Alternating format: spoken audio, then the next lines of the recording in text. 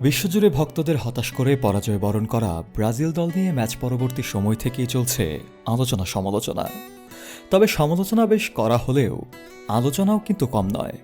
বিশেষ করে দলটিতে চলতে থাকা নানা চ্যালেঞ্জের প্রসঙ্গ টেনে সহমর্মীও হচ্ছেন ফুটবল প্রেমীরা। বিশেষ করে ব্রাজিলের গোলরক্ষক অ্যালিসন বেকারের প্রতি যেন তীব্র অনুভূতি কাজ করছে ব্রাজিল সহ অন্যান্য দলের সমর্থকদেরও। একমাত্র স্মার্ট সিটি বসুন্ধরা, আধুনিকতায় এক ধাপ এগিয়ে। 2021 সালে যখন লিভারপুল প্রিমিয়ার লিগের লড়াইয়ে ব্যস্ত, ঠিক সে সময় ব্রাজিলের একটি শান্ত হ্রদের পারে ঘটে যায় এক মর্মান্তিক দুর্ঘটনা। নিজের বাবাকে হারান অ্যালিসন, কিন্তু তিনি তখন ছিলেন 1000 মাইল দূরে। মহামারী ও বিভিন্ন নিষেধাজ্ঞার কারণে বাবার শেষ বিদায়েও উপস্থিত থাকতে পারেননি এই ব্রাজিলিয়ান গোলরক্ষক। এমনকি বাবার কফিন ছোঁয়ার সুযোগ থেকেও বঞ্চিত হয়েছেন তিনি। অথচ বাবার সাথে তার এমন এমন সব স্মৃতি রয়েছে যা তার জীবনকে এলোমেলো করে দিচ্ছিল। শোকের সেই কঠিন সময়ে অ্যালিসনের পাশে দাঁড়ায় লিভারপুল।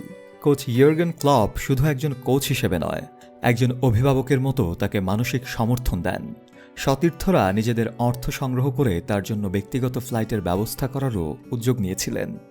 এছাড়া প্রতিপক্ষ কোচ পেপ গার্দিওলা ও আনচেলত্তির পাঠানো সমবেদনা বার্তাও তাকে মনে করিয়ে দেয় কিটের নিচে একজন মানুষই সবচেয়ে বড় পরিচয়।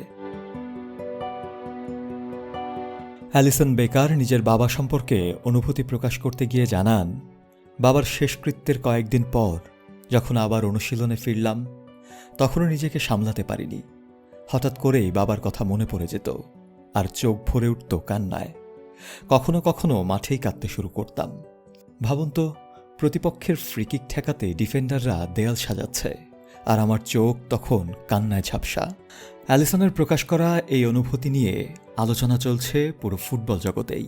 বিশেষ করে এই ম্যাচ পরাজয়ের পর তাকে কেবল একজন গোলরক্ষক হিসেবেই দেখছেন না ফুটবল প্রেমীরা, বরং দেখছেন এক বেদনাসিক্ত সন্তান হিসেবেও। শফেল মাওলা, কালের কণ্ঠ।